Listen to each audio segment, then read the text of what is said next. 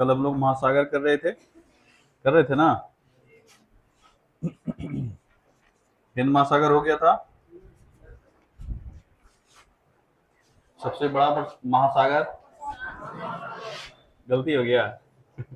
ठीक है, कितना प्रतिशत जल लगभग उसमें है? 50% जल है। और पृथ्वी के क्षेत्रफल का कितना प्रतिशत हिस्सा उसमें है?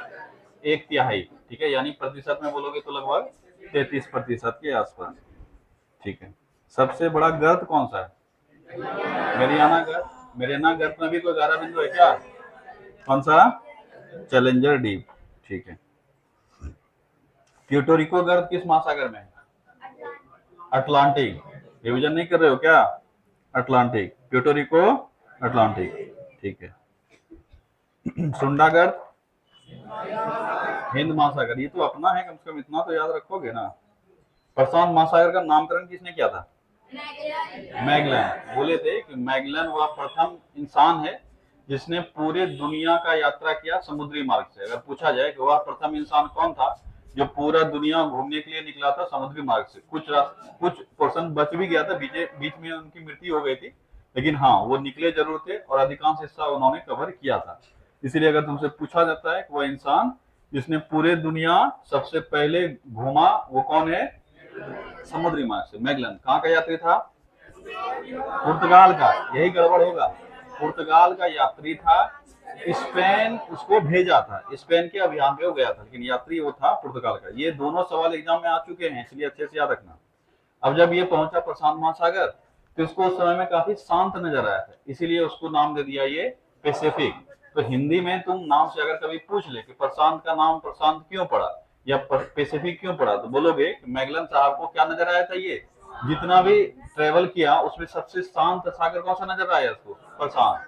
इसीलिए उसका नाम दे दिया पैसिफिक। हिंदी में प्रशांत वहीं से बना है, तो शांत तुम याद रह जाएगा तुमको कि प्रशांत का अर्थ क्या हो गया?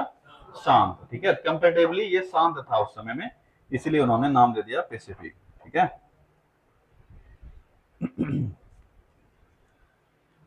प्रशांत महासागर में द्वीप है, उसका हम लोग वर्गीकरण किए थे। कितने भागों में? 3 भागों में। कौन कौन सा? Melanesia, Micronesia, Polynesia. याद है? खा गया सब। 4 द्वीप पूछते हैं, देखते हैं तुम लोग को याद है कि नहीं है। बताओ किरीबाती किस में आएगा? माइक्रोनेशिया। गुड। न्यू गिनी किस में आएगा? मेलिनेशिया में। किसमें आएगा? मेलिनेशिया। फिजी किस में आएगा? मेलेनेशिया। फिजी किस में आएगा? मेलेनेशिया। हवाई द्वीप? पॉलिनेशिया। हवाई द्वीप पॉलिनेशिया। अगर ये 4 भी याद रह गया ना तो बहुत, तुम समझ लो कि तुम्हारा 60% काम हो चुका है। जापान के कितने महत्वपूर्ण द्वीप पढ़ाए थे? 4। कौन कौन सा? Hokkaido, Honshu, Kyushu, Kyushu. और लेकिन ये तो चौथा नंबर पे था ना, ऑर्डर में तुमको बोलना है। सबसे पहला होक्काइडो, उसके बाद होन्शु, उसके बाद शिकोकु, उसके बाद क्यूशु। ये था उत्तर से दक्षिण ऑर्डर। सबसे बड़ा कौन सा? मार्वे करेंगे होक्काइडो।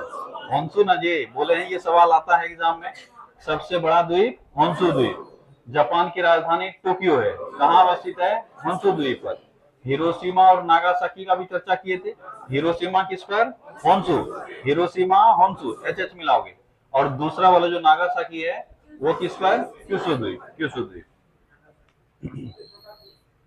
सबसे छोटा शिकोकु। फिलीपींस में मुख्य कितने द्वीप हैं? 3। कौन कौन सा? लुजोन, वियासा और विसाया और मिंडानाओ। ठीक है। बोर्नियो द्वीप किस महासागर में अवस्थित है? हिंद महासागर। बोर्नियो द्वीप हिंद और प्रशांत, बोले थे ना, दोनों के बॉर्डर पे है, हिंद और प्रशांत। इसका अधिकांश हिस्सा मतलब इसका आधा हिस्सा एक तरफ से प्रशांत की तरफ है और आधा हिस्सा इधर से नीचे वाली तरफ से हिंद महासागर। बोर्नियो द्वीप पर कितने देशों का अधिकार है? 3 देश। कौन कौन सा? इंडोनेशिया, मलेशिया और ब्रुनेई। इसमें एक ऐसा देश जो एकल देश उसी में सिर्फ है, वो कौन है? ब्रुनेई। कितना प्रतिशत जमीन लेकर? 1%। अधिकांश हिस्सा किसका है? इंडोनेशिया का। कितना प्रतिशत? 73%। और इंडोनेशिया वाले हिस्सा को कहते क्या है? कालीमतान। याद कैसे रह गया तुम लोग को जी? काली माता से याद रखा है, ठीक है। चलो, कैरेबियन सागर कहाँ है, किस महासागर में, अटलांटिक महासागर में। कोई बात नहीं, ये सब मैप पे भी पढ़ेंगे तो वहां और ये सब क्लियर होगा। कौन सा महासागर एस आकार का है, अटलांटिक महासागर। विश्व का दूसरा सबसे बड़ा महासागर कौन है, अटलांटिक। अटलांटिक में कितना प्रतिशत जल है, लगभग 23% जल है लगभग। विश्व का तीसरा सबसे बड़ा महासागर हिंद महासागर। The great ocean trade route किस महासागर में है, अटलांटिक महासागर। उत्तरी या दक्षिणी, उत्तरी, ठीक है। बरमुडा ट्रायंगल कहाँ है, अटलांटिक महासागर में। कहाँ है, अटलांटिक महासागर में, ठीक है। कौन सा वो 3 क्षेत्र है जो बरमुडा ट्रायंगल का निर्माण करता है, फ्लोरिडा, बरमुडा और प्यूर्टो रिको, ठीक है। चलो, हिंद महासागर में भी हम लोग देखे हुए थे कुछ द्वीप, जैसे मेडागास्कर हो गया, श्रीलंका हो गया, मालदीव हो गया, ठीक है। उधर सुंडा का हम लोग पढ़े हुए थे, ग्रेटर सुंडा और लेसर सुंडा। ग्रेटर सुंडा में कम से कम 2 याद रखोगे, जावा और सुमात्रा, और लेसर सुंडा में 1 कम से कम याद रखोगे, बाली। ये सब अति महत्वपूर्ण है, याद रखोगे, ठीक है। रीयूनियन द्वीप पर किस देश का अधिकार है, फ्रांस का अधिकार है, ठीक है। चागोस द्वीप किस महासागर में स्थित है, हिंद महासागर में। बताए थे कि चागोस द्वीप पर ब्रिटेन का अधिकार था और ये मॉरिशस को सौंप दिया, ठीक है। अभी रिसेंटली 1 महीना पहले का कहानी है, ठीक है। चलो, इसके बाद तुम लोगों को पेज नंबर 14 और 15 जो दिख रहा होगा, ये अभी हम लोग डिटेल से नहीं पढ़ेंगे, बस इसमें 2 चीज तुमको याद रखना है, उसके बाद हम लोग आगे बढ़ेंगे। ये जो है ये हिंद महासागर में अवस्थित कटक है। क्या है, कटक। कटक के बारे में सब चीज बता रखे हैं। कटक क्या होता है, कि समुद्र के बीच में अगर क्या बोलते हो, कौन सा प्लेट था, डाइवर्जिंग प्लेट है, तो समुद्र के अंदर से कुछ लावा वगैरह निकलेगा, मैग्मा निकलेगा और वो जम जाएगा, तो एक छोटा मोटा पहाड़ जैसा स्ट्रक्चर बन जाएगा। इसी को क्या कहते हैं, कटक। तो हिंद महासागर में भी काफी कटक है। अभी सबको याद नहीं करना है, 2 कटक हम टिक करवा रहे हैं, ये डायरेक्ट सवाल आता है। एक है तुम्हारा 90 डिग्री ईस्ट कटक, कौन सा है, 90 डिग्री ईस्ट। ये सवाल डायरेक्ट एग्जाम में आ जाता है, तो याद रखोगे 90 डिग्री ईस्ट कटक। अच्छा, अंडमान निकोबार अगर दिया तो क्या दिक्कत होगा क्या, अंडमान निकोबार हम लोग जान रहे हैं हिंद महासागर में, ठीक है। नहीं जान रहे हो तो जब हम इंडिया वाले में पढ़ाएंगे तो वहां बताएंगे ही कहाँ है, ठीक है। तो अंडमान निकोबार याद ऐसे ही हो जाएगा। तो टिक जो तुम करोगे वो है 90 डिग्री ईस्ट कटक, और एक 8वां नंबर है तुम्हारा पश्चिमी ऑस्ट्रेलियन कटक। कौन सा है, पश्चिमी ऑस्ट्रेलियन कटक। इसके नीचे दूसरा नाम है ब्रोकन रिज। क्या नाम है इसका, ब्रोकन रिज। हम इसको डिटेल से अभी नहीं पढ़ा रहे क्योंकि अभी फिलहाल इसकी आवश्यकता नहीं है, सिर्फ याद रखने की आवश्यकता है 2 कटक। 2 कटक कौन कौन याद रखोगे, 90 डिग्री ईस्ट रिज और ब्रोकन रिज। ब्रोकन रिज से 2 सवाल पूछे जाएंगे कि ब्रोकन रिज कहाँ अवस्थित है, तो बोलोगे हिंद महासागर में। ब्रोकन रिज का दूसरा नाम क्या है, दूसरा नाम क्या है इसका, पश्चिमी ऑस्ट्रेलियन। ये एग्जाम का पूछा हुआ सवाल है, वहां दे देगा पश्चिमी ऑस्ट्रेलियन कटक, पूर्वी ऑस्ट्रेलियन। तो ध्यान देना, ये पश्चिमी ऑस्ट्रेलियन है, हिंद महासागर की तरफ। पूर्वी ऑस्ट्रेलिया किस तरफ है, पूर्वी ऑस्ट्रेलिया की तरफ है प्रशांत महासागर। क्या है, प्रशांत महासागर। ऑस्ट्रेलिया के पश्चिमी साइड देखो, तुम्हारा वहां मैप पे दिख रहा है। ऑस्ट्रेलिया के पूर्वी साइड अगर देखोगे, वापस जब हम मैप पढ़ाएंगे तो वहां भी बताएंगे, पूर्व साइड में तुमको प्रशांत महासागर मिलेगा और पश्चिम साइड में क्या मिलेगा, हिंद महासागर। तो पश्चिमी ऑस्ट्रेलियन, ऑस्ट्रेलिया का पश्चिमी हिस्सा है, उसमें एक कटक मौजूद है जिसको हम लोग बोलते हैं ब्रोकन रिज। क्या बोलते हैं, ब्रोकन रिज, ठीक है। इतना ही अभी फिलहाल याद रखना। तो 2 कटक जो याद रखना है वो कौन कौन सा है, 90 डिग्री ईस्ट और ब्रोकन रिज, ठीक है। चलो, बाकी और हम लोग बाद में देखेंगे, ठीक है। अब आते हैं चौथा जो हमारा महासागर है वो है दक्षिणी महासागर। कौन सा महासागर है, दक्षिणी महासागर। 5 महासागर था, सबसे बड़ा प्रशांत, दूसरा अटलांटिक, तीसरा हिंद महासागर, चौथा दक्षिणी महासागर और 5वां आर्कटिक महासागर। लोकेशन वाइज देखोगे तो ये है प्रशांत महासागर। क्या है ये, प्रशांत महासागर, ठीक है। अगर बीच में देखोगे एस आकार का, कौन है, अटलांटिक महासागर, ठीक है। उसके बाद हिंदुस्तान के तरफ नीचे कौन है, हिंद महासागर। अब यहाँ पे जब हम सदर्न हेमिस्फीयर को देखेंगे, यानी दक्षिणी गोलार्ध को देखेंगे, तो लगभग 60 डिग्री से नीचे, कितने डिग्री से नीचे, 60 डिग्री से नीचे हमको एक महासागर मिलेगा, उसको हम कहेंगे दक्षिणी महासागर। ये अंटार्कटिका के पास है। किसके पास है, अंटार्कटिका के पास। इसीलिए इसको कई बार अंटार्कटिका महासागर भी कहा जाता है, क्योंकि इसका अधिकांश हिस्सा हमेशा क्या रहता है, जमा हुआ ही रहता है, ठीक है। इसीलिए इसको कई बार अंटार्कटिका महासागर भी कहा जाता है। अगर हमसे पूछा जाए कि हमारे विश्व का यानी पृथ्वी का चौथा सबसे बड़ा महासागर कौन सा है, दक्षिणी महासागर। और इसमें अगर जल कंटेंट पूछा जाए तो लगभग 5%। कितना है, 5%। ठीक है, सबसे पहले प्रशांत महासागर में लगभग 50% जल था। उसके बाद अगर हम दूसरा महासागर अटलांटिक का बात करेंगे तो 23% जल उसमें है। हिंद महासागर में 20% जल है। और अब जो बचा उसमें से 5% के आसपास किसमें है, दक्षिणी महासागर। और जो लास्ट वाला बचेगा आर्कटिक महासागर, वो सबसे छोटा महासागर है, उसमें मात्र 1.4% या 1.3% जल ही है। अगर पूछा जाए वैश्विक जल का कितना प्रतिशत हिस्सा आर्कटिक में है तो 1.4%, या नहीं मिलेगा तो 1.3%, यही दो डाटा मिल सकता है। यानी 1.5% के आसपास जल किसमें है, आर्कटिक महासागर में। 5% के आसपास किसमें है, दक्षिणी महासागर। 20% के आसपास किसमें है, हिंद महासागर। 23% के आसपास किसमें है, अटलांटिक महासागर। और 50% के आसपास प्रशांत महासागर। ठीक है, तो याद रखोगे कुल जल का लगभग 23%। ये दक्षिणी गोलार्ध में किस अक्षांश के बाद स्टार्ट होता है। अगर पूछा जाए कि दक्षिणी महासागर का हम अगर मैप पर लोकेशन देखें तो ये बीच वाला जो लाइन होगा उसको कहेंगे भूमध्य रेखा। क्या कहेंगे, भूमध्य रेखा। इससे नीचे जाएंगे, इससे ऊपर जाएंगे, तो जब इससे नीचे जाएंगे तो इसको कहेंगे दक्षिणी गोलार्ध, और ऊपर जाएंगे तो उत्तरी गोलार्ध। तो दक्षिणी महासागर और आर्कटिक महासागर ये दोनों गोलार्ध के पास है। ठीक है, तो दक्षिणी महासागर दक्षिण गोलार्ध में है। कहाँ है, दक्षिण गोलार्ध में। और आर्कटिक महासागर कहाँ है, उत्तरी गोलार्ध में। तो याद रखना उत्तरी गोलार्ध में कौन सा महासागर है, आर्कटिक महासागर, और दक्षिणी गोलार्ध में दक्षिणी महासागर। तो दक्षिणी गोलार्ध में लगभग 60 डिग्री के बाद ये स्टार्ट होता है। कितने डिग्री के बाद, लगभग 60 डिग्री साउथ के बाद ये स्टार्ट होगा। इसमें स्थित कुछ महत्वपूर्ण जल क्षेत्र, ये सब बहुत छोटा छोटा है, बहुत कम सवाल आते हैं, लेकिन जो महत्वपूर्ण है इसमें वो हम पढ़ा दे रहे हैं। ठीक है, शुरुआत का जो 3 पढ़ा, प्रशांत, अटलांटिक और हिंद, सबसे अधिक सवाल इसी तीनों से बनता है। ठीक है, इसमें अगर पूछा जाए कि जल क्षेत्र, यानी देखो एक तो हो गया महासागर, लेकिन उसमें भी छोटे छोटे सागर बने होते हैं। मान लो कहीं पे किसी का बाउंड्री को तय कर रहा है, तो उस बाउंड्री के बीच में जो जल घिरा हुआ है इसको हम कुछ नाम दे दिए, उसी को बोल रहे जल क्षेत्र। ठीक है, तो याद रखोगे इसमें बहुत सारे हैं, लेकिन उसमें से इंपॉर्टेंट जो तुम्हारे लिए याद रखना हुआ है बेडेल सागर, रॉस सागर, डेविस सागर और ड्रेक पैसेज। अभी जब पढ़ाएंगे जल संधि, जब पढ़ाएंगे वहां पे भी तुमको ड्रेक पैसेज का चर्चा करेंगे। अभी सिर्फ नाम याद रखना, फिर मैप पे दिखाएंगे ड्रेक पैसेज कहाँ है, तो याद रखो, रह जाएगा तुम लोगों को। तो क्या क्या कौन कौन सा जल क्षेत्र है, बेडेल सागर, रॉस सागर, डेविस सागर और ड्रेक पैसेज। ध्यान देना दो चीज, डेविस जल डमरू भी पढ़ेंगे हम लोग। क्या पढ़ेंगे, डेविस जल डमरू, उसका इससे कोई संबंध नहीं है।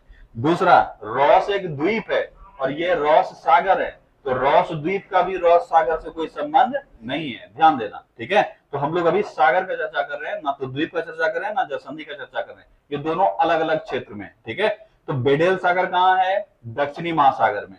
रॉस सागर कहाँ है, दक्षिणी महासागर में। डेविस सागर भी कहाँ है, दक्षिणी महासागर। और ड्रेक पैसेज कहाँ है, दक्षिणी महासागर। इतना सा याद रखना, अगर कोई सवाल बना भी तो यहीं से बनेगा, नहीं तब नहीं बनेगा। बहुत ज्यादा सवाल इसमें आता है। ठीक है, अगर पूछा जाए इसके प्रमुख द्वीप, अच्छा एक ही लिखे, इसका प्रमुख द्वीप एक है ऑकलैंड, कौन सा है, ऑकलैंड, और दूसरा है कैंपबेल, कौन सा है, कैंपबेल। ठीक है, कैंपबेल। ये दो द्वीप का नाम तुमको याद रखना है, ऑकलैंड द्वीप और कैंपबेल द्वीप। ऑकलैंड द्वीप और कैंपबेल द्वीप, ये दोनों द्वीप कहाँ अवस्थित है, दक्षिणी महासागर में। दक्षिणी महासागर को फिर से रिपीट करते हैं, दक्षिणी महासागर विश्व का चौथा सबसे बड़ा महासागर है। इसमें अगर जल कंटेंट पूछा जाए तो वैश्विक जल का 5% जल है। अगर इसको लोकेट करना है तुमको मैप पर तो 60 डिग्री से नीचे, दक्षिणी गोलार्ध में 60 डिग्री से नीचे ये मिल जाएगा। अधिकांश हिस्सा इसका लगभग क्या होता है, हमेशा जमा हुआ रहता है। ठीक है, अगर पूछा जाए दक्षिणी गोलार्ध किन किन क्षेत्रों से मिलता है तो देखोगे ये प्रशांत महासागर से भी थोड़ा बहुत मिल जाएगा, अटलांटिक महासागर से भी मिल जाएगा, और क्या बोलते हो, हिंद महासागर से भी मिल जाएगा, है ना। देखो ये है तुम्हारा प्रशांत महासागर दोनों साइड, बीच में यहाँ पे अटलांटिक, यहाँ पे हिंद, और सबके नीचे कौन है, सबके नीचे है दक्षिणी, और सबके ऊपर कौन है, आर्टिक, सबसे ऊपर कौन है, आर्टिक। तो आर्टिक का भी संबंध होगा इन सब से। हिंद महासागर को छोड़ दो, क्योंकि हिंद महासागर ऊपर तक नहीं जाता है, जब आगे चल के मानसून वाला पढ़ाएंगे तो वहां बताएंगे, या मैप खोलेंगे तभी बताएंगे। हिंद महासागर एकलौता महासागर है जो पोल को नहीं छूता, मतलब दोनों पोल को नहीं छूता है। हिंद महासागर कहाँ है, बीच में ही अवस्थित है। देखो अटलांटिक महासागर दोनों पोल को छू रहा है, अटलांटिक महासागर उत्तरी गोलार्ध में भी और दक्षिणी गोलार्ध में भी, उसी तरह से प्रशांत महासागर उत्तरी गोलार्ध में भी और दक्षिणी गोलार्ध में। आर्कटिक महासागर देखोगे उत्तरी गोलार्ध में पोल पर है और दक्षिणी महासागर दक्षिण के पोल पर है, और बीच में एक महासागर हिंदुस्तान के नीचे है, वो कौन है? हिंद महासागर, जो कि दक्षिणी सागर को तो छूता है, दक्षिणी गोलार्ध तक नहीं जा रहा है, दक्षिणी सागर को छूता है, और ऊपर में नॉर्थ से इसका कोई कनेक्शन नहीं है, मतलब उत्तरी गोलार्ध से इसका कोई मतलब कोई भी संबंध नहीं है, क्योंकि बीच में पूरी तरीके से जमीन से ब्लॉक है। क्या है? जमीन से ब्लॉक। इसीलिए अगर पूछा जाए कि सबसे अबनॉर्मल महासागर कौन सा है, या सबसे अबनॉर्मल हवाएं और मौसम किस महासागर में अवस्थित है? हिंद महासागर में। और इसी अबनॉर्मल मौसम को हम कहते हैं मानसून। क्या कहते हैं? मानसून। नाम सुने हो ना? हमारे यहाँ जो वर्षा होता है ये किसके वजह से? मानसून की वजह से। ये सबसे अबनॉर्मल सीजन है, आगे चल के जब सीजन पे चर्चा करेंगे तो वहां बताएंगे। ये नॉर्मल ट्रेंड से हटके है, ठीक है? हम लोग है ही हटके, हिंदुस्तान है तो सबसे हटके रहेगा ही, ठीक है? चलो, तो दक्षिणी गोलार्ध में किस डिग्री से नीचे हम लोगों को मिलेगा दक्षिणी महासागर? 60 डिग्री से नीचे। इसमें कुछ जल क्षेत्र स्थित है, कौन कौन सा? बेडेल सागर, रॉस सागर, डेविस सागर और ड्रेक पैसेज, ठीक है? और कुछ द्वीप मौजूद है, जिसमें दो याद रखोगे, कौन कौन है? ऑकलैंड द्वीप और कैंपेबेल द्वीप, ठीक है? चलो, इतना सा याद रखना। अगर पूछा जाए ड्रेक पैसेज के बारे में, ये मैप पे भी दिखाएंगे बाद में, ठीक है? तो याद रखना, ये अटलांटिक को किससे जोड़ता है? प्रशांत महासागर से जोड़ता है। एकदम दक्षिण अमेरिका के नीचे है, दिखा देंगे तो वहां यह पैसेज जब पढ़ाएंगे ना, अभी बहुत सारा पढ़ना है इसमें, तो वहां याद करवाएंगे। तो अटलांटिक महासागर से, ये है अटलांटिक महासागर, इसको जोड़ता है, किसे जोड़ता है? प्रशांत महासागर से। कौन सा पैसेज? ड्रेक पैसेज, ठीक है? चलो, बहुत कम क्वेश्चन ये सबसे आते हैं, लेकिन हाँ पढ़ना तो है। इसके बाद है आर्कटिक महासागर। 3 सवाल आर्कटिक महासागर से पूछे जाते हैं, जिसको अच्छे से याद रखना, बहुत आसान सवाल है। सबसे छोटा महासागर कौन सा? आर्कटिक महासागर। सबसे छोटा महासागर कौन सा? आर्कटिक महासागर। सबसे छोटा महासागर कौन सा? आर्कटिक महासागर। बच्चा भूल जाता है कि आर्कटिक महासागर कहाँ है, तो याद रखना ये उत्तरी गोलार्ध में है। कहाँ है? उत्तरी गोलार्ध। 2 नाम है जो बच्चों को कंफ्यूजन करता है, ये हम कई बार रिपीट कर चुके हैं, जो पढ़ रहे हो पहले से उसको पता होगा। एक है आर्टिक और एक है अंटार्कटिका। एक है आर्टिक और एक है अंटार्कटिका। तो याद रखना, टिक ऊपर होता है। टिक कहाँ होता है? ऊपर। तो जैसे ये याद करोगे, रिकॉल करोगे, आर्कटिक तो टिक हो गया, ये टिक तो टिक हो जाएगा ऊपर। ऊपर मतलब उत्तरी गोलार्ध में, ठीक है? और अब बच्चा कौन? अंटार्कटिका। अंटार्कटिका कहाँ है? दक्षिणी गोलार्ध में। अगर पूछा जाए कुल जल का लगभग कितना, तो 1.4%। कितना? 1.4%। नहीं मिलेगा तो क्या मिलेगा? 1.3%। ज्यादातर आंसर जो है वो 1.4% रहेगा। सभी महासागरों में सबसे उथला, ये दूसरा सवाल है जो इससे पूछा जाता है। पहला तो हो गया छोटा वाला, दूसरा पूछा जाएगा उथला मतलब समझते हो? उथला मतलब क्या होता है? कम गहराई, छिछला, छिछला या उथला। अगर कहीं पे किसी क्षेत्र को उथला कहा जा रहा है, इसका मतलब उसकी गहराई क्या है? कम है। तो सभी महासागरों में सबसे अधिक गहरा कौन है? प्रशांत महासागर। देखो, सबको रटने जरूरी नहीं है, लेकिन जो जो जरूरी है वो रटना पड़ेगा। सबसे गहरा कौन है? प्रशांत महासागर, ये सबसे गहरा हुआ। और सबसे कम गहरा कौन है? आर्कटिक महासागर। सबसे बड़ा कौन था? प्रशांत महासागर। सबसे छोटा कौन है? आर्कटिक। तो सबसे बड़ा वो सबसे गहरा प्रशांत महासागर, सबसे छोटा वो सबसे कम गहरा आर्कटिक महासागर। तो याद रखना, आर्कटिक महासागर सबसे कम गहरा है। अगर इसकी औसत गहराई पूछी जाए, लगभग 1 किलोमीटर है। कितनी है इसकी औसत गहराई? 1 किलोमीटर, ठीक है? औसत गहराई है इसमें दिया हुआ ना, कितना है औसत गहराई? देखो तो 1038, ठीक है? 1038 मीटर। कितना है? 1038 मीटर। मोटा मोटी हम लोग याद क्या रखेंगे? 1 किलोमीटर, ठीक है?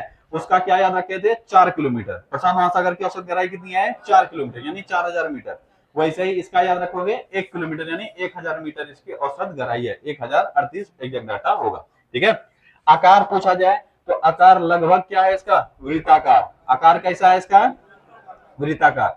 2 का आकार पूछा जाता है, ऐसे 3 का भी पूछा जा सकता है, लेकिन 2 का ज्यादातर पूछा जाता है। एक है अटलांटिक का, अटलांटिक का आकार एस आकार, और एक है आर्टिक का, आर्टिक का आकार वृत्ताकार। आर्टिक का आकार कैसा है? वृत्ताकार, क्योंकि चारों तरफ घुमा हुआ है ना, ध्रुव के चारों तरफ ये घुमा हुआ है, इसीलिए इसका आकार है वृत्ताकार। यही 2 से सवाल पूछा जाता है, तो आकार हो गया वृत्ताकार, ठीक है?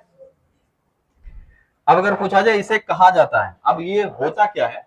आर्टिक वाला गर्मी का जब समय आता है तो ये पिघल जाता है, समझना। गर्मी का जब समय आता है तो क्या होता है? पिघल जाता है। और ठंडी का जब समय आता है तो फिर से क्या होता है? जम जाता है।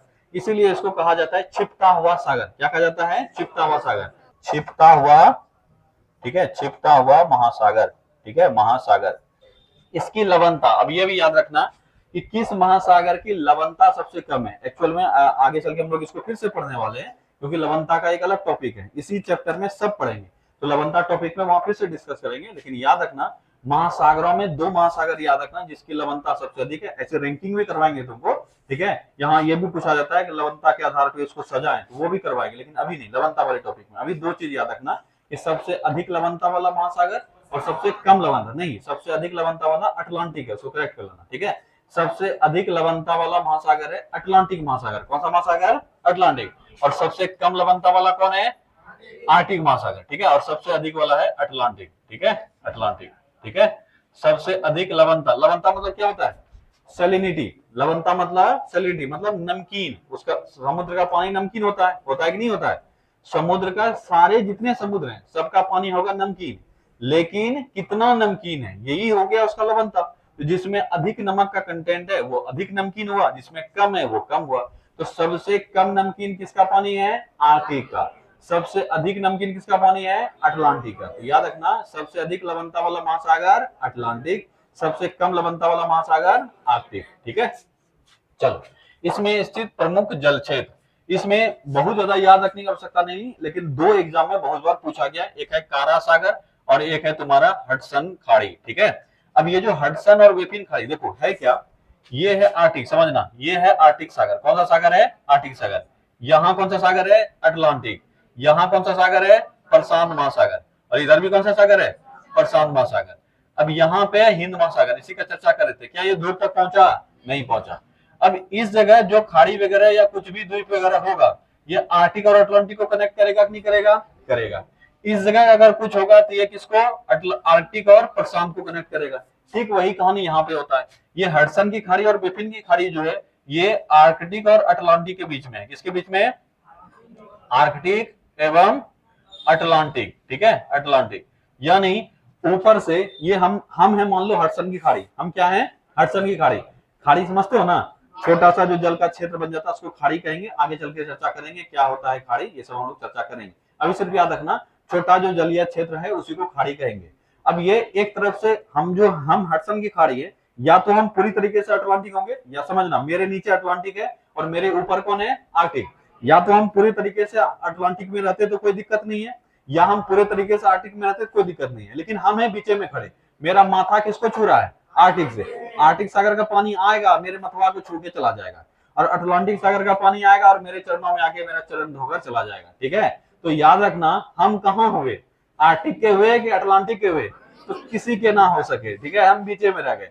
ऊपर से देखोगे तो बोलोगे आर्कटिक का है, और नीचे से देखेगा तो बोलेगा अटलांटिक का है। इसलिए हम लोग कनेक्टिंग बिंदु हो गए। क्या हो गए? कनेक्टिंग बिंदु। इसी तरह से 2 खाड़ी है, एक हडसन की खाड़ी और एक है बेफिन की खाड़ी। इसी तरह से एक द्वीप है, ग्रीनलैंड द्वीप। कौन सा द्वीप है? ग्रीनलैंड द्वीप। यहाँ अवस्थित है ग्रीनलैंड द्वीप। ऊपर से कौन छू रहा है इसको? आर्कटिक। और नीचे से कौन छू रहा है? अटलांटिक। इसलिए अगर कभी तुमसे पूछा जाए बताओ ग्रीनलैंड किस महासागर में अवस्थित है, जो ऑप्शन में रहेगा कई बार तुमको दे देगा प्रशांत, दक्षिणी, अटलांटिक, इनमें से कोई नहीं। क्या करोगे? अटलांटिक। दूसरा ऑप्शन अगर देगा मान लो प्रशांत, आर्कटिक, दक्षिणी, हिंद महासागर, क्या करोगे? आर्कटिक। एक बार अटलांटिक हो गया, एक बार आर्कटिक हो गया। अब तीसरा ऑप्शन देते हैं, प्रशांत, हिंद व प्रशांत, अटलांटिक व आर्कटिक, आर्कटिक व प्रशांत। क्या करोगे? अटलांटिक व आर्कटिक। क्यों भैया? क्योंकि ये है ग्रीनलैंड, ये है ग्रीनलैंड। इसका मथवा कौन छू रहा है? आर्कटिक। और इसका पैर कौन छू रहा है? अटलांटिक। तो ये बीच में बसे थे, इसलिए किसी का नहीं बोल सकते हैं कि किसी का है, ये बीच में। उसी तरह से 2 खाड़ी भी है, हडसन की खाड़ी और बिफिन की खाड़ी। ये दोनों किसको कनेक्ट करता है? आर्कटिक को अटलांटिक। हमारा अगला टॉपिक क्या है? महासागरीय जलधारा। क्या होता है महासागरीय जलधारा? अगर तुमसे पूछें बताओ महासागरीय जलधारा क्या है? महासागर के जल में जो धारा है उसी को महासागरीय जलधारा है ना। हाँ, क्या बोला? हाँ हाँ, अच्छा, सागर तो मेरे हिसाब से कोई देखा तो होगा नहीं, देखा है महासागर जी कोई भी? कभी मौका तो नहीं मिला होगा, आप फिल्मों में देखा है, ठीक है। अक्सर जब किसी भी जल क्षेत्र में तुम जाओगे, कहीं पे भी जाओगे, क्या जल स्थिर रहता है? नहीं, उसमें एक गति होता है। क्या होता है? गति होता है। चाहे कोई भी जल हो, नदी में तो हमको एक रीजन मिल जाता है कि नदी ढलान के तरफ, ढलान पे बहती है, मतलब ऊपर वाले क्षेत्र से नीचे वाले क्षेत्र की ओर। तो हम लोग ये सोचते हैं कि ढलान है इसीलिए पानी बह रही है। ऑब्वियस है, उसके पीछे मेन रीजन वही है कि नदी जो है जनरली ऊपर क्षेत्र से नीचे की ओर आती है। ये पता है कितना शक नहीं है जी, कोई भी नदी जो बह रही है वो कैसे बह रही है, ऊंचाई वाले क्षेत्र से गहराई वाले क्षेत्र की तरफ। इसमें इतना क्या सोच रहे हो तुम लोग, कोई भी नदी जनरली अगर वह पर्वतीय नदी नहीं भी है फिर भी ऊंचे वाले हिस्से से शुरू होगी और नीचे वाले हिस्से तक बहेगी, ठीक है। ये नदी का प्रवृत्ति है, तो हमको रीजन मिल गया कि ऊंचाई से नीचाई की तरफ हर चीज बहता है। पानी भी अभी अगर ऐसे रखेंगे तो पानी स्थिर रहेगा, लेकिन इसको ऐसे कर देंगे तो यहाँ से पानी गिर जाएगा। यही है नदी का स्वरूप। लेकिन महासागर में तो ऐसा कुछ नहीं है, महासागर में तो कोई ऊंचा नीचा नहीं है। फिर भी महासागर में जितना ऊंचा नीचा अंदर में है वो रहने दो, पानी तो उसके ऊपर तक है, तो अब तो लेवल बराबर है सबका, तो भी क्यों बह रही है पानी। महासागर में पानी में गति होता है। ये गति किसके वजह से होता है, मेन अगर हम लोग ऐसे देखेंगे तो हमको लगेगा कि महासागर का जल स्थिर रहना चाहिए, लेकिन स्थिर है नहीं, उसमें एक गति है। अब यही हमारा सवाल है, आखिर वो गति है क्यों, और इसी गति के कारण उसको हम जल नहीं कह के बोलते हैं जलधारा। क्या बोलते हैं, जलधारा। महासागरीय जलधारा का एक खास गति होता है, और ऐसा नहीं कि अभी इधर बह रही है तो 2 मिनट बाद इधर बहेगी, फिर इधर बहेगी, फिर लहराते हुए एकदम पूरा ऊपर नीचे दाएं बाएं, ऐसा नहीं होता है। महासागरीय जलधारा का एक क्रम होता है और निश्चित क्रम के अनुसार ही वह बहेगी, ठीक है। इसलिए इन जलधाराओं को हम लोग नाम दिए हैं और उसको हम रखते हैं। ये कहां से कहां बहती है, क्योंकि उसका दिशा चेंज नहीं हो। क्यों होता है ये सब चीज को हम लोग को इस टॉपिक में पढ़ना है। तो अगर जलधारा को एक लाइन में बोलना है तो बोलोगे महासागर में जल का एक निश्चित दिशा में प्रवाह को ही क्या कहते हैं, जलधारा। महासागरों में जल का एक निश्चित दिशा में प्रवाह को क्या कहा गया, जलधारा। तभी तुमको पता चला, अगर हम किसी भी जलधारा का नाम दे दें, कई बार नाम सुना होगा, गल्फ स्ट्रीम, लेब्राडोर जलधारा, सुने हो ना, ये सब अभी सब पढ़ेंगे इसी टॉपिक में, और तुमको समझना है, ये समझ के याद करना है, ऐसा नहीं कि याद करवा देंगे, पूरा यही क्लास में ही समझ में आ जाएगा कि कौन सा जलधारा कहाँ बह रही है। ये डायरेक्शन याद रखना है कि कौन सा डायरेक्शन किधर से किस डायरेक्शन में कौन सी जलधारा बह रही है, पूरा याद करेंगे। लेकिन आज का जो टॉपिक है वो जलधाराओं के बेसिक प्रॉपर्टीज पे है। कल हम लोग जलधारा करेंगे, इसलिए कल अब्सेंट बिल्कुल मत करना। कल मैथ पे हम लोग जलधारा का डायरेक्शन पढ़ेंगे, कौन कौन सा जलधारा का नामकरण है। आज हम लोग बेसिक प्रॉपर्टी पढ़ेंगे। क्या कल संडे, परसों, अरे कल मतलब नेक्स्ट क्लास सब टेंशन में आ जाता है, कल मतलब नेक्स्ट क्लास, ठीक है। नहीं, कल मतलब नेक्स्ट क्लास, मतलब मंडे को। सब एकदम पूरा मतलब भड़कम हो गया ना जी कि कल कैसे, कल तो संडे है, ठीक है। चलो, तो महासागरीय जलधाराओं में कुछ पॉइंट्स है जो आज हम लोग कवर करेंगे। जैसे कि पहली बात कि महासागरीय जलधाराएं, सभी जलधाराएं जो एक जैसे दिशा में नहीं बहती है, पहला चीज ये। दूसरा चीज, हम लोग पूरे विश्व को यानी पूरे ग्लोब को 2 भागों में मुख्यतः बांटे हैं, उत्तरी गोलार्ध और दक्षिणी गोलार्ध। इन दोनों गोलार्धों में हमको जलधाराओं का एक खास पैटर्न देखने को मिलता है। क्या मिलता है, खास पैटर्न। जलधाराएं बह रही है, ये तो बात सही है, जैसे तुम चल रहे हो, जैसे हम चल रहे हैं, ये चल रहे हैं, ठीक है, ये एक गति हो गया, यानी हम पूरी उस तरफ से पूरे इस तरफ अपना आराम से आ गए। पर जलधाराएं ऐसे नहीं चलती है, ठीक है, देखना कैसे चलती है। समझ में आया क्या हुआ, मतलब चल तो रही है ये, लेकिन ये सीधे दिशा में नहीं बहेगी, ये धीरे धीरे क्या होगी, मुड़ के जाएगी। इसीलिए जलधाराओं का गति जो है वो हमेशा ऐसा करके होगा, ठीक है। यानी उत्तरी गोलार्ध में, दक्षिणी गोलार्ध में, दोनों में ये मुड़ती है। क्या होती है, मुड़ती है, यानी दिशा परिवर्तन होता है। क्या होता है, दिशा परिवर्तन। तो जलधाराएं हमको ऐसा लग रहा था कि अगर चलो पहले तो हम ये मान के चले पानी बहाना नहीं चाहिए था, क्योंकि पूरा लेवल जो है वो एक ही समुद्र में, लेकिन फिर भी पानी बह रही है, ठीक है। तो चलो मान भी लिए, लेकिन बह रही थी तो ऐसे बहती, पूरा इधर से इधर बहते जाती, कोई दिक्कत नहीं था। लेकिन आप देख रहे हैं बह रही और भाग भी जाती है, ठीक है, बहते बहते भाग जाती है। अब यही रीजन है कि दिशा में क्यों परिवर्तन हो रहा है, इसमें भी हम लोग चर्चा करेंगे, ठीक है। यहां से 2 बहुत आसान सवाल और बहुत भारी सवाल। क्यों आसान है, क्योंकि एक लाइन याद रखना है। भारी क्यों है, क्योंकि मिक्स कर दोगे, उत्तर का दक्षिण, दक्षिण का उत्तर। यहाँ पे मेरा एक लॉजिक है, याद रख लोगे, काम चल जाएगा, भूलोगे नहीं। तो याद रखना, उत्तरी गोलार्ध और दक्षिणी गोलार्ध में या तो हम दाएं मुड़ेंगे अपना या बाएं मुड़ेंगे। क्या गोलाटी मारेंगे, क्या नहीं ना मार सकते हैं जी। अगर चल रहे हैं तो अगर हमको मुड़ना होगा, ये बोलोगे एकदम सीधी चलो, हम बोलेंगे नहीं चलेंगे, तो या तो हम अपना बाएं मुड़ेंगे या हम अपना दाएं मुड़ेंगे। यही 2 ही डायरेक्शन है कि नहीं है। तो उत्तरी गोलार्ध में और दक्षिणी गोलार्ध में जो जलधाराएं हैं वो ऐसे बह रही थी, या तो वो अपने बाएं मुड़ेगी या दाएं मुड़ेगी। तो याद रखना, दक्षिणी गोलार्ध में दाएं नहीं मुड़ेगी, ठीक है, दक्षिणी गोलार्ध में दाएं नहीं मुड़ेगी। तो दक्षिणी गोलार्ध में किधर मुड़ेगी, बाएं, और उत्तरी गोलार्ध में किधर मुड़ेगी, दाएं। अब यही कंफ्यूजन होता है, हम लोग एग्जाम में जब पूछा जाता है कि बताओ जलधारा जो है वह दक्षिणी गोलार्ध में किस तरफ मुड़ेगी और उत्तरी गोलार्ध में किस तरफ मुड़ेगी, नोट्स मिल गया है। तो उत्तरी गोलार्ध में जलधाराओं के मुड़ने की दिशा क्या है, दाएं या बाएं, तो जलधाराएं अपनी दाएं तरफ मुड़ेगी। अब बोले हैं कंफ्यूजन होगा, उत्तर दक्षिण में भूलोगे तो याद रखना दक्षिणी दाएं नहीं है, दक्षिणी दाएं नहीं है, तो दक्षिणी क्या हो जाएगी, बाएं, उत्तरी क्या हो जाएगी, दाएं। एक आंसर तुम कर लिया, और एग्जाम में कंफ्यूजन होगा तो तुम्हारे पास दूर करने का भी तरीका है, तो दक्षिणी दाएं नहीं मुड़ेगी। तो अगर तुमसे पूछा जाए कि बताओ जलधाराओं का मुड़ना उत्तरी गोलार्ध में किस तरफ होगा, दाएं के तरफ, और दक्षिणी गोलार्ध में बाएं की तरफ। अब सवाल ये उठता है आखिर ये मुड़ क्यों रही है, आखिर किसको देख ली उधर दाएं की तरफ और किसको देख ली बाएं की तरफ जो मुड़ जाती है, कोई है खड़ा तभी तो खड़ा कोई उधर नहीं है, बल्कि कोई फटकारी दे रहा है, मुड़ मुड़ मुड़, और ये थपकारी देने वाला है कोरियोलिस बल। कौन है, कोरियोलिस बल। अब बहुत लोगों के लिए नया शब्दावली होगा कोरियोलिस बल। तो पृथ्वी गति कर रही है, पृथ्वी गति कर रही है, घूर्णन गति। कैसा गति, घूर्णन गति। दो तरह का गति बता दिए हैं कि एक होता है रोटेशन और एक होता है रिवॉल्यूशन, ठीक है। तो अभी हम रिवॉल्यूशन का चर्चा नहीं कर रहे हैं, हम रोटेशन का चर्चा कर रहे हैं। तो पृथ्वी जो है वह रोटेट कर रही है अपने अक्ष पे, क्या कर रही है, रोटेट कर रही है। इसी रोटेशन की वजह से एक गति पैदा होता है जो कि जल प्रवाह और वायु प्रवाह के लिए जवाबदेह है। कौन सा उसको बल बोलते हैं, कोरियोलिस बल। बोलोगे ये कोरियोलिस क्या है, कुछ नहीं है, कोरियोलिस बाबू ने सबसे पहले खोजा, इसलिए उसका नाम क्या हो गया, कोरियोलिस बल। अगर मंटू सबसे पहले खोजता तो होता मंटू बल, ठीक है। अगर टंटू खोजता तो होता टंटू बल, लेकिन खोजा कौन, कोरियोलिस, इसीलिए कोरियोलिस बल। तो याद रखोगे जलधाराओं का दिशा जो है या उत्तरी गोलार्ध में किधर होगा, अपने दाएं तरफ, ठीक है, और दक्षिणी गोलार्ध में अपने बाएं तरफ, ठीक है, अपने बाएं तरफ। एकदम रटा गया ना ये, ठीक है। दिशा में परिवर्तन के लिए बल कौन सा जवाबदेह है, कोरियोलिस, ठीक है, कोरियोलिस बल, ठीक है, कोरियोलिस बल, ठीक है, कोरियोलिस बल। कोरियोलिस बल किसके वजह से उत्पन्न होता है, पृथ्वी के घूर्णन की वजह से। कोरियोलिस बल किसके वजह से, पृथ्वी के घूर्णन की वजह से। इसको कोरियोलिस बल को थोड़ा चर्चा करेंगे, इतना ही पढ़ना, लेकिन थोड़ा सा और चर्चा करेंगे हम कहां पे, पवन वाले चैप्टर में। कहां करेंगे, पवन वाले चैप्टर।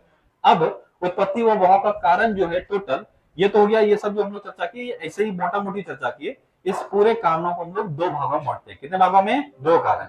इसमें एक कारण को कहते हैं आंतरिक कारण। क्या बोलते हैं, आंतरिक कारण। यानी जल के अंदर तीन चीजों को हम लोग देखेंगे, यही तीनों कहलाएगा आंतरिक कारण। इंपॉर्टेंट सवाल है, डायरेक्ट नाम से आ जाएगा। निम्न से कौन सा आंतरिक कारण नहीं है, जल का लवणता, जल का घनत्व और जल का तापमान। क्या देखेंगे आंतरिक कारण में, तीन चीज। आंतरिक कारण में कितने चीज देखेंगे, तीन चीज, जल का लवणता, जल का घनत्व और जल का तापमान। ये तीनों क्या कहलाएगा, आंतरिक कारण। जल के बहाव का आंतरिक कारण, बाकी सब जितने हैं वो सब क्या है, बाह्य कारण। चलो, तो आंतरिक रीजन है लवणता, घनत्व और तापमान। बाह्य रीजन में क्या क्या आएगा, आंतरिक में भी आती है। बाह्य रीजन में क्या होगा, प्रचलित पवने। अगर बाह्य रीजनों में सबसे महत्वपूर्ण पूछे तो कौन होगा, प्रचलित पवने। बाह्य रीजन में सबसे महत्वपूर्ण जल फ्लो के लिए, यानी जो जलधारा है करंट फ्लो के लिए सबसे महत्वपूर्ण कौन है, प्रचलित पवने। अब यहाँ पे लोगों को लग रहा होगा पवन तक तो सर ठीक था, ये प्रचलित क्या ऐड कर दिए, ठीक है। जब पवन चैप्टर पढ़ाएंगे वहां दो तरह का तुमको पवन बताएंगे। उसमें से एक पवन है जो कि सालों भर बहती है अपने एक खास तरीके से, इसी को क्या कहते हैं, प्रचलित पवन। प्रचलित पवनों की संख्या तीन है। कितने हैं, तीन है। कौन कौन सा, व्यापारिक पवन, पछुआ पवन, ध्रुवीय पवन। कौन कौन सा पवन है, व्यापारिक पवन, पछुआ पवन, ध्रुवीय पवन। ऊपर से देखेंगे सबसे ऊपर होगा ध्रुवीय पवन, बीच में होगा पछुआ पवन और सबसे नीचे होगा व्यापारिक पवन। ये पवन वाले चैप्टर में पढ़ाएंगे, ठीक है। लेकिन इस जल के बहाव के लिए, यानी जलधारा के निर्माण और इसको जलधारा के बहाने में सबसे बड़ा योगदान जो देता है वो देता है व्यापारिक पवन। कौन देता है, व्यापारिक पवन। उससे फिर कम योगदान किसका है, पछुआ का, और सबसे कम योगदान किसका है, ध्रुवीय का। लेकिन है, तो अगर तुमसे पूछा जाए कि जल बहाव में बाह्य कारणों में सबसे पहला और सबसे प्रमुख कारण क्या है, क्या है, क्या बोलोगे, प्रचलित पवने। अब ये तीनों पवन का दिशा सालों भर फिक्स रहता है। तुरंत बताए थे कोरियोलिस बाबू ने इसी पवन की दिशा के बारे में चर्चा किया था, और यही पवन रीजन बनता है जल के फ्लो में भी। इसीलिए हम लोग बोल देते हैं कि कोरियोलिस बल के कारण ही दिशा परिवर्तन होता है। दोनों का यही होगा, पवन में भी वही आंसर होगा। अगर पूछ ले पवनों की दिशा एक होती है कि ये भी मुड़ती है, पवन भी मुड़ती है। जैसे यहाँ मुड़ाए थे ना जल, वैसे ही पवन बारी या बारी उत्तरी गोलार्ध में किधर मुड़ जाएगी, दाएं की तरफ। उत्तरी गोलार्ध में किधर मुड़ जाएगी, दाएं की तरफ। अगर पूछा जाए कि पवनों की दिशा, जलधारा नहीं बोल रहे हैं, पवनों की दिशा उत्तरी गोलार्ध में किधर मुड़ेगी, दाएं की तरफ। इसके वजह से, कोरियोलिस बल की वजह से। और यही जो पवन दाएं की तरफ मुड़ रही थी, अपने साथ नीचे जलधाराओं को भी क्या करेगी, मोड़ देगी। इसलिए जलधाराएं भी किधर मुड़ जाएगी, दाएं की तरफ। किसके वजह से, कोरियोलिस बल की वजह से। दोनों का रीजन वही है, ठीक है। तो बायकार्बोना में सबसे इंपॉर्टेंट प्रचलित पवन है, ठीक है। दूसरा है पृथ्वी की घूर्णन। ऑब्वियस है, पृथ्वी की घूर्णन की वजह से कौन सा बल उत्पन्न होता है, कोरियोलिस बल। इसके वजह से दिशा में परिवर्तन आता है। वायु दाब, अभी थोड़ा चर्चा किए थे, किधर से किधर बहेगी, निम्न वायु दाब से उच्च वायु दाब। आधा से अधिक बच्चा ये कभी समझ ही नहीं पाता है कैसे होगा, क्योंकि उसके दिमाग में ऑलरेडी चीजें सेट है। उसके अलावे जब तक वो सोचेगा नहीं कि ये क्यों हो रहा है, तब तक उसको समझ में नहीं आएगा। तो उच्च वायु दाब से निम्न वायु दाब की तरफ वायु बहती है, लेकिन यहाँ वायु का चर्चा नहीं हो रहा है, यहाँ जल का चर्चा हो रहा है। बस दिमाग में यही रखना है कि अगर हम ये फैक्टर उस पर अप्लाई करते हैं तो क्या होगा। वायु दाब लगा रहे हैं तो दब जाएगा पानी, क्या हो जाएगा, दब जाएगा। वायु दाब कम लगा रहे हैं तो पानी उठ जाएगा। और हम जानते हैं हमेशा पानी ऊपर से नीचे फ्लो करेगा। अभी नदी का भी ये चर्चा की है, यानी ये पानी उठा हुआ है, ये पानी नीचे है, तो पानी इधर से इधर आएगा। यहाँ का वायुदाब निम्न था और यहाँ का वायुदाब उच्च था, इसलिए वायुदाब अगर देखोगे तो निम्न वायुदाब से उच्च वायुदाब की तरफ जलधाराएं बहेगी, ठीक है। वर्षा और वाष्पन, वर्षा अधिक होगा तो वहां का उस क्षेत्र का लवणता क्या हो जाएगा, कम हो जाएगा। तो लवणता जैसे कम हुआ तो किधर से किधर बहेगी, कम लवणता से अधिक या अधिक लवणता से कम, कम लवणता से अधिक की तरफ, तो वहां भी उस प्रकार जलधारा का निर्माण हो जाएगा, ठीक है, याद रखोगे। अच्छा, वर्षा अधिक के कारण लवणता कम कैसे होगा, ये समझ में आया, कैसे कम होगा। वर्षा अधिक होगा तो पानी थोड़ा सा डाइल्यूट ज्यादा हो जाएगा, इस वजह से लवणता कम हो जाएगा। तो अधिक वर्षा बराबर कम लवणता, ठीक है। तटरेखा व महाद्वीपों का आकार, ऑब्वियस है ये गति जो है, अगर तुम मान लो दौड़ रहे हो एकदम पूरा स्पीड से और बीच में एक ब्रेकर आ जाए, तुम्हारा स्पीड कम होगा कि नहीं होगा, बिल्कुल कम होगा। या तुम अगर एक सीधी रेखा में तुमको दौड़ने बोला जाए और एक गोल रेखा में दौड़ने बोला जाए, ज्यादा तेज गति से किस में दौड़ोगे, सीधी रेखा में। यही वजह है, जैसे यहाँ से पवने चल रहे थे, मतलब 5 जलधारा चल रहे थे और बीच में ऐसा करके जमीन आ गया, अब दिशा ऐसा मोड़ना पड़ेगा, ठीक है। तो उसका गति क्या हो जाएगा, अंतर हो जाएगा गति में, ठीक है। तो महाद्वीपों का जो शेप है, इस वजह से भी उसकी गति में अंतर आएगा, ठीक है। यही है तटरेखा व महाद्वीपों का आकार। कोई दिक्कत हुआ समझने में, नहीं, ये भी उसका प्रभाव डालता है। ये भी एक बाह्य रीजन हो गया। इसके बाद कुछ सहायक रीजन भी है, जो कि मेन रीजन नहीं है, लेकिन हाँ ये सभी उसके फ्लो को असर करता है। एक है ऋतु परिवर्तन और दूसरा है ज्वार भाटा। अब जिस क्षेत्र में ज्वार भाटा अधिक आता है, वहां पे पानी का फ्लो थोड़ा डिस्टर्ब होगा, होगा कि नहीं होगा। और जिस क्षेत्र में ऋतु परिवर्तन हुआ, जैसे मान लो ठंडा सीजन आएगा, गर्मी सीजन आएगा, इसमें हवाओं की जो स्पीड है वो कम और ज्यादा होती है कि नहीं होती है। वर्षा अगर किसी ऋतु में ज्यादा पड़ रहा है तो वहां पे ज्यादा बारिश हो गया, तो उस वजह से डिस्टर्ब होगा। कम हो रहा है तो कम होगा। इस वजह से ऋतु परिवर्तन की वजह से भी कुछ क्षेत्रों में इसका असर होता है। पर क्या ये दोनों प्राइमरी रीजन है, नहीं, ये सेकेंडरी रीजन है। इसलिए इसको क्या कहते हैं, सहायक रीजन। क्या बोलते हैं, सहायक रीजन। बाह्य कारण एक्चुअल में कौन कौन हुआ, प्रचलित तो हमने पृथ्वी का घूर्णन, वायुदाब, वर्षा और वाष्पन, ठीक है, तटरेखा और महाद्वीपों का आकार। सहायक रीजन क्या क्या हो गया, ऋतु परिवर्तन और ज्वार भाटा। इन सभी में से सबसे प्रमुख कौन हो गया, प्रचलित पवन। कौन हो गया, प्रचलित पवन। इसके बाद अगर दिशा परिवर्तन के लिए मुख्य रीजन पूछेगा तो कोरियोलिस बल, इसके बाद वायुदाब, फिर वर्षा और वाष्पीकरण, और सबसे आखिरी में तटरेखा व महाद्वीपों का आकार। क्या बाह्य रीजन समझ में आ गया। अब आते हैं आंतरिक रीजन। आंतरिक रीजन में लवणता, घनत्व और तापमान। अभी तुरंत तुमको बताए कि कम लवणता से अधिक लवणता की ओर। बोलोगे सर ऐसा क्यों, क्योंकि जैसे जैसे लवणता बढ़ेगा वैसे वैसे वहां का घनत्व भी क्या होगा, बढ़ जाएगा। घनत्व बढ़ जाएगा, इसका मतलब वो धीरे धीरे क्या हो जाएगा, नीचे बैठता जाएगा। घना होता जाएगा मतलब है नीचे बैठता जाएगा। तो लवणता अधिक हो रहा है, पानी नीचे जा रहा है। लवणता अधिक हो रहा है, पानी नीचे जा रहा है। लवणता कम हो रहा है, पानी ऊपर आ रहा है। लवणता कम हो रहा है, पानी ऊपर आ रहा है। इस वजह से ये वाला पानी का पोजीशन है, तो पानी इधर से इधर बहेगी, ऑब्वियस है। तो याद रखोगे, कम लवणता से अधिक लवणता की ओर। जिस महासागर की लवणता कम होगी वहां अधिक धाराओं का निर्माण होगा। अगर देखो ये सब की कोई एक रीजन खाली काम नहीं करता है, हम लोग पढ़ रहे हैं अलग अलग, पर या ये क्या अलग अलग काम करेगा, क्या नहीं समझ में आया। जलधारा तो जल तो एक ही जगह है, इसी पे सब फैक्टर काम कर रहा है ना। इसमें हम लोगों को मिक्स रीजन देखने को, मतलब क्या बोलते हो, मिक्स कंक्लूजन देखने को मिलेगा। इसलिए याद रखना कि एक एक को पकड़ के देखोगे तुमको लगेगा ऐसा कैसा हो रहा है, यहाँ तो दिख ही नहीं रहा है, एक रीजन काम नहीं कर रहा है। इस रीजन की वजह से क्या हो रहा है, हम वो पढ़ रहे हैं। लेकिन किसी भी जलधारा पर यानी किसी भी महासागर में सब मिलकर जैसा रिस्पॉन्स देगा उस हिसाब से कम होगा। कम जहां जिस महासागर की लवणता कम होगी वहां अधिक जलधाराओं का निर्माण का चांस है। ठीक है, उसके बाद आ जाओ घनत्व। घनत्व में वही होगा, कम घनत्व से अधिक घनत्व की ओर, कम घनत्व से अधिक घनत्व की ओर। जनरल जितना हम लोग प्रॉपर्टी पढ़ेंगे कि बताओ कोई का किसी चीज का घनत्व का हम चर्चा कर रहे हैं तो वो अपने अधिकता से कम की ओर बढ़ता है, पर यहाँ जो घनत्व है वह घनत्व किसके वजह से है? लवणता के वजह से। किसके वजह से? और फ्लो कौन कर रहा है? पानी। इसके वजह से तुमको उल्टा रीजन नजर आएगा। ठीक है, याद रखना हमेशा कम घनत्व से अधिक घनत्व की ओर बढ़ेगा। अगर किसी भी क्षेत्र का लवणता ज्यादा है तो उसका घनत्व भी क्या हो जाएगा? ज्यादा। तापमान, जलधारा का जो निर्माण होता है वो अधिक तापमान, अधिक जल के अधिक तापमान से जल के कम तापमान की तरफ, क्योंकि जैसे ही जल का तापमान कम होगा जल हो जाएगा ठंडा। क्या हो जाएगा? ठंडा। और ठंडा जल क्या होता है? भारी। ठंडा जल क्या होता है? भारी। जितना ठंडा जल होगा वो जल उतना ही क्या होगा? भारी। जितना गर्म जल होगा वो जल उतना ही क्या हो जाएगा? हल्का। ठीक है, तो गर्म जल है इधर तो जल है हल्का ऊपर उड़ जाएगा, इधर का जल ठंडा है तो ये नीचे बैठ जाएगा। ठीक है, तो याद रखना अधिक तापमान से हमेशा किधर बहेगा? कम तापमान की तरफ, अगर तापमान को लेंगे जल का। ठीक है, ताप बढ़ने से जल का घनत्व क्या होगा? कम हो जाएगा। ताप बढ़ने से जल का घनत्व क्या होगा?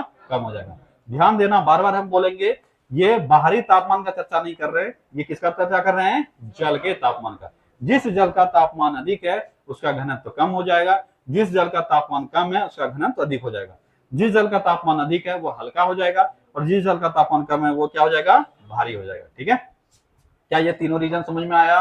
क्या ये पांचों रीजन, 5-6 जो रीजन है ये समझ में आ गया कि जल फ्लो हो रहा है? ये तो हम लोग देख लिए, यानी वाटर फ्लो हो रहा है, इसको वाटर करंट बोल देते हैं, ओशनिक करंट बोल देते हैं अंग्रेजी में, हिंदी में जलधारा कहते हैं। तो जलधाराओं का निर्माण हुआ और जलधाराएं बह रही है। इस बहने के पीछे कई रीजन है, जिसमें से रीजन को दो भागों में बांटे। एक को बोले आंतरिक रीजन यानी आंतरिक कारण, और एक को बोले बाह्य कारण। आंतरिक कारण में 3 कारण पड़े, लवणता, घनत्व और तापमान। बाह्य कारण में पड़े प्रचलित पवनें, पृथ्वी का घूर्णन, वायुदाब, वर्षा, वाष्पीकरण, तटरेखा व महाद्वीपों का आकार, और अनसहायक में ऋतु परिवर्तन और ज्वार भाटा।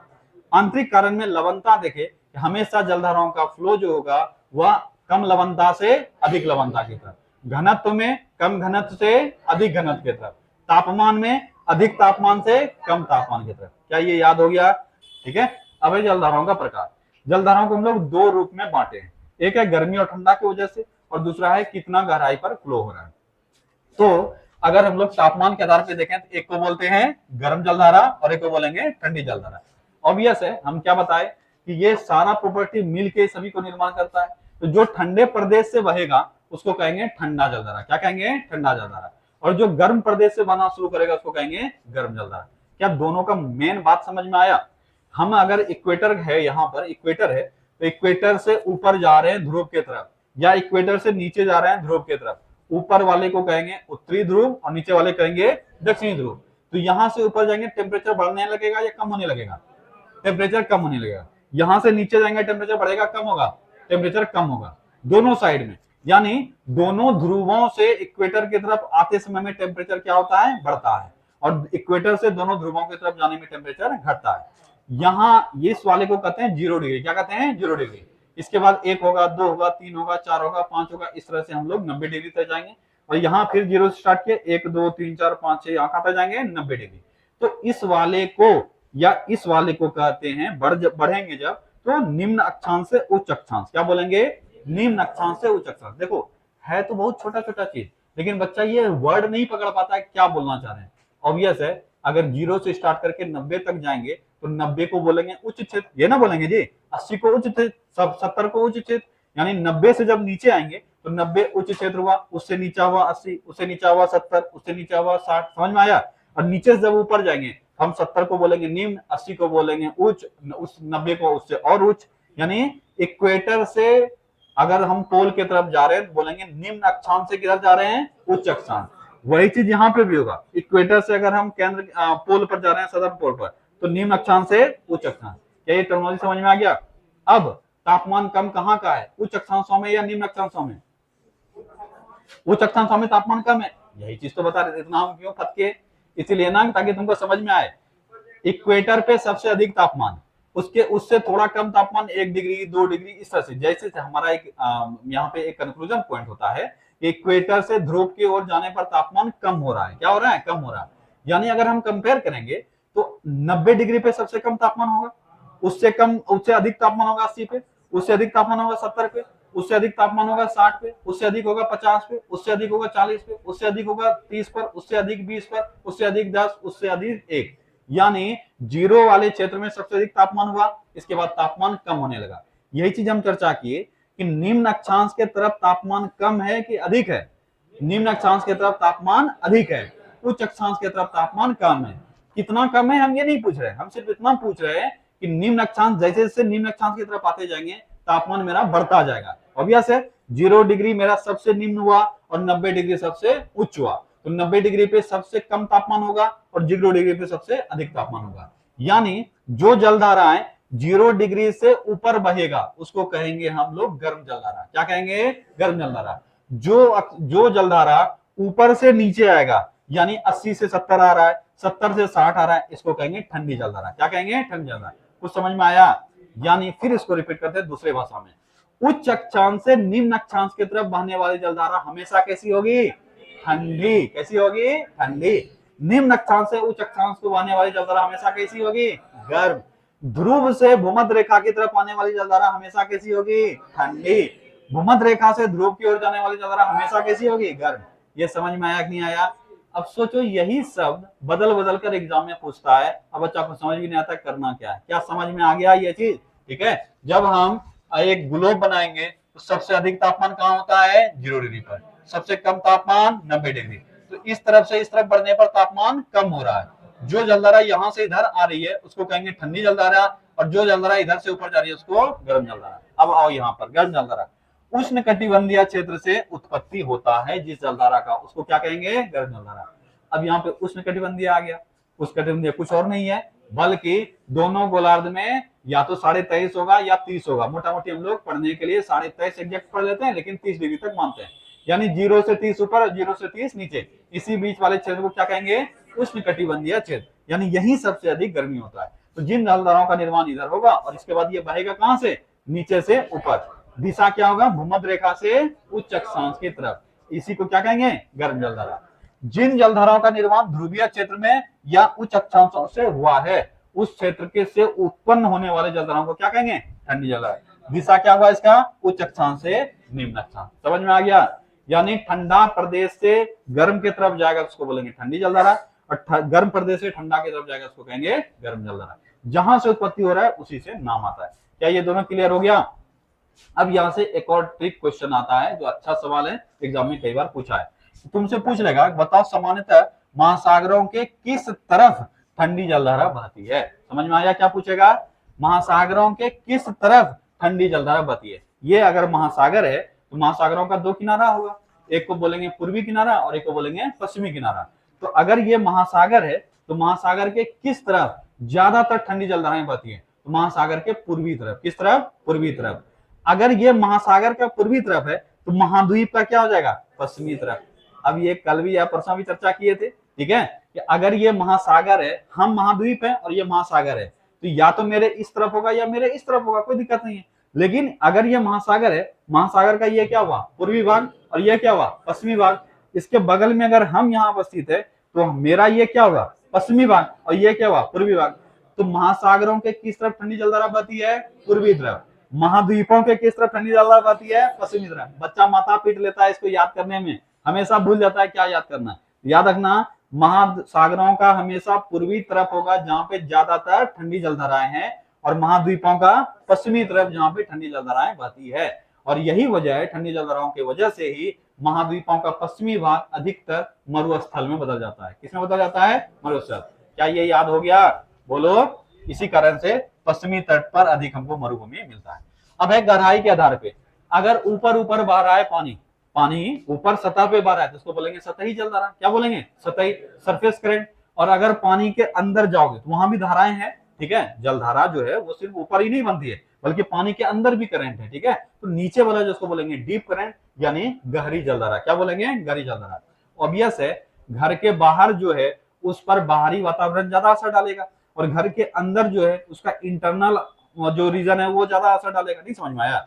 बाहर में तुम कुछ कर रहे हो, वो आसपास के वातावरण के असर तुम्हारे ऊपर पड़ेंगे कि नहीं पड़ेंगे, लेकिन घर में जो तुम काम कर रहे हो उसमें घर का वातावरण तुम पे ही इम्पैक्ट करेगा। इसलिए कहा जाता है कि बच्चे वो अधिक पढ़ते हैं। तुम देखा होगा ये जब से ऑनलाइन एजुकेशन आया है तब से जो सामान्य बच्चा है उसका रिजल्ट होना बहुत कम हो गया है। तुमको ये अंधविश्वास में तुम जी रहे हो मेरा रिजल्ट होता है, ठीक है, रिजल्ट उसी का हो रहा है जो जेन्युइनली मेहनत कर रहा है। पहले क्या होता था कि बच्चा जाएगा पढ़ने के लिए, जैसे जो बच्चा यहाँ पढ़ने आ रहा है तुम अपने ही अंदर देखना, तुम ही यहाँ 2 दिन लगातार आओगे, तीसरा दिन पढ़ने का थोड़ा बहुत इच्छा जगेगा, 2 दिन घर में बढ़ जाओगे, इच्छा खत्म हो जाएगा। कारण क्या है? जब घर में रहते हो सिर्फ इंटरनल तुम्हारा रीजन जो अपने अंदर का इच्छा है वही तुम्हारे लिए जिम्मेवार है, लेकिन जब यहाँ आते हो तो हम बोलते हैं, तुमको डांटते हैं, तुमको होमवर्क देते हैं, तो एक्सटर्नल फैक्टर काम कर रहा है। तो सतही वाले क्षेत्र में एक्सटर्नल फैक्टर अधिक काम कर रहा है, गहरी वाले क्षेत्र में एक्सटर्नल फैक्टर अधिक काम कर रहा है सतही वाले क्षेत्र में। इसीलिए जो पवने हैं वो ज्यादातर पानी को बहाएगा, कहां बहाएगा? सतही क्षेत्र में। जैसा तुम्हारे ऊपर है वैसा यहाँ पे भी है। तो याद रखना, अगर पूछा जाए कि हवाओं के गति की वजह से कौन सा जलधारा निर्मित होता है, सतही जलधारा या गहरी जलधारा? सतही जलधारा। और घनत्व और ताप के आधार पे किस जलधारा का निर्माण होता है? किसका? गहरे। क्या सतही पर ये दोनों असर नहीं डालेगा क्या? बिल्कुल डालेगा, लेकिन हवा जो है वो गहरी पर असर नहीं डाल पाएगा। जो पानी के अंदर यहाँ से यहाँ तक पानी है, यहाँ भी जलधाराएं बह रही है, लेकिन ये किसके वजह से बह रहा है? उसके घनत्व, उसके लवणता, उसके ताप की वजह से। लेकिन इस वाले में ये सब काम तो कर ही रहा है, पर इसके ऊपर से जो हवाएं बह रही है वो इसको ज्यादा खींच रहा है। इसलिए सतही पर सबसे अधिक असर कौन डालता है? प्रचलित पवने यानी पवने। और जो गहरी वाली है उसमें सबसे अधिक कौन डालेगा? आंतरिक कारण। अब बताओ दोनों में स्पीड अधिक किसका होगा? तुम यहाँ पढ़ने आओगे उसका ज्यादा पढ़ने का क्षमता डेवलप होगा, जो घर में जो पढ़ रहा है ये मोबाइल पे बैठ के उसका क्षमता बढ़ेगा, तुम्हारा क्षमता बढ़ेगा। इस कारण से स्पीड अधिक किसका होगा? सतही का। स्पीड कम किसका होगा? गहरी का। समझ में आया? तो प्रैक्टिकल चीज यही होता है, इसको अगर जोड़ के रखोगे तुमको लगेगा हाँ यही हो ही रहा है, हर जगह वही होता है, चाहे वो नेचुरल चीज हो या आर्टिफिशियल चीज हो, बात वही होगा, चीजें वही होती है। याद रखना, अगर स्पीड पूछा जाए अधिक किसका होगा? सतही का स्पीड, ठीक है। स्पीड इसके रेस्पेक्ट में क्या होगा? अधिक। और गहरी का स्पीड थोड़ा सा इससे कम होगा। गहरी पर असर डालेगा इसका इंटरनल ज्यादा और सतही पर डालेगा एक्सटर्नल ज्यादा। क्या मोटा मोटी पूरा प्रॉपर्टी समझ में आ गया? बोलो। अब है कुछ शब्दावली, ये बहुत अधिक इंपॉर्टेंट नहीं है, बस हम लोग कहीं पे भी पढ़ेंगे ये बोलेंगे तो वहां पे इसका इस्तेमाल करते हैं। 3 शब्द है, इससे सवाल ऑलरेडी एग्जाम में आया है। एक वर्ड का नाम है गायर। क्या नाम है? गायर। दूसरे का नाम है ड्रिफ्ट और तीसरे का नाम है स्ट्रीम। तो जिस जलधारा का स्पीड अधिक होगा उसको स्ट्रीम कहेंगे, जिस जलधारा का स्पीड कम होगा उसको ड्रिफ्ट कहेंगे। स्ट्रीम का स्पीड अधिक, ड्रिफ्ट का स्पीड कम।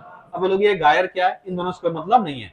जब जलधाराएं ऐसे मुड़ मुड़ कर एक चक्र बनाती है, क्या बनाती है? चक्र। इधर से एक जलधारा बह रही है यहां तक आई, इधर भी एक जलधारा बह रही है यहां तक आई, इधर भी एक जलधारा बह रही है यहां तक आई, इधर भी जलधारा बह रही है यहां भी एक आई, यानी एक चक्र का निर्माण करेगा। कल जब जलधारा पढ़ाएंगे तो वहां देखोगे हर तरफ एक एक चक्र बनता है, इसी चक्र को क्या कहते हैं? गायर। तो महासागरीय जल चक्र को क्या कहेंगे? गायर। महासागरीय जल चक्र को क्या कहेंगे? गायर। बस टर्मिनोलॉजी है और ज्यादा कुछ है नहीं। तो तेज गति से चलने वाली जलधारा को स्ट्रीम, धीमी गति से चलने वाली को ड्रिफ्ट, और जो महासागर में जल चक्र बनता है इसको क्या कहते हैं? उसको गायर कहते हैं। क्या कहते हैं? गायर। बस टर्मिनोलॉजी और ज्यादा कुछ है नहीं। क्या आज का क्लास समझ में आया? ऐसा कोई बच्चा जिसको नहीं समझ में आया हो